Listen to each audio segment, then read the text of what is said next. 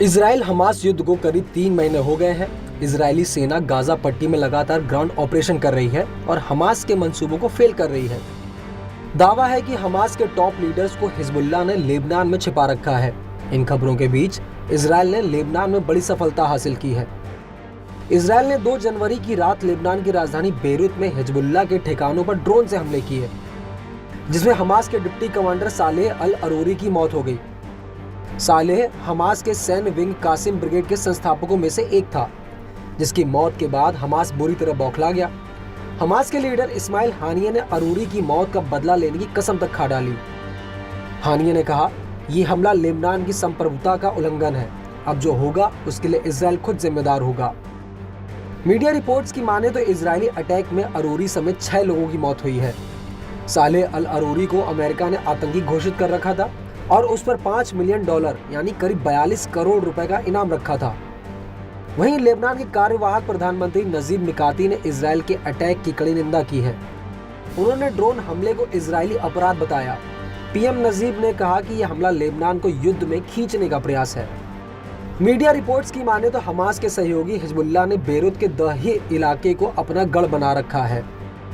Hezbollah Lebanon की दक्षिणी सीमा पर इजराइल के खिलाफ रोजाना गोलीबारी कर रहा है, जिसके जवाब में इजरायली सेना भी लगातार हमले कर रही है।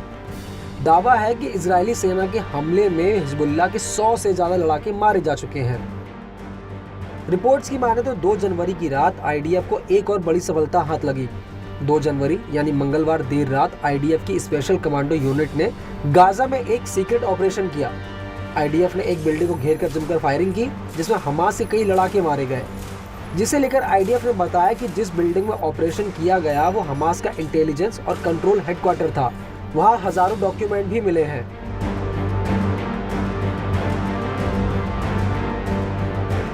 दूसरी तरफ इजराइल गाजा युद्ध में साउथ अफ्रीका की भी एंट्री हो गई है। साउथ अफ्रीका ने इजराइल के पीएम बेंजामिन नेतन्याहू के खिलाफ इंटरनेशनल कोर्ट में मामला दायर किया है। साउथ अफ्रीका का आरोप है कि इजरायली सेना का गाजा पट्टी में ऑपरेशन नरसंहार के समान है। इस मामले को लेकर साउथ अफ्रीका ने 84 पन्नों की याचिका दायर की है। साउथ अफ्रीका के इस कदम की हमास लीडर हानिये ने भी तारीफ की। वहीं साउथ अफ्रीका के इस कदम पर इजराइल ने अपनी प्रतिक्रिया भी दी है। इजराइल के प्रवक्ता इलोन लेवी ने कहा, गाजा में साउथ अफ्रीका के नरसंहार के आरोपों का मुकाबला करने के लिए इजराइल इंटरनेशनल कोर्ट में पेश होगा। हम साउथ अफ्रीका के नेताओं को आश्वस्त कराते हैं कि इतिहास आपका मूल्यांकन करेगा और ये बिना किसी दया के आपका मूल्यांकन करेगा।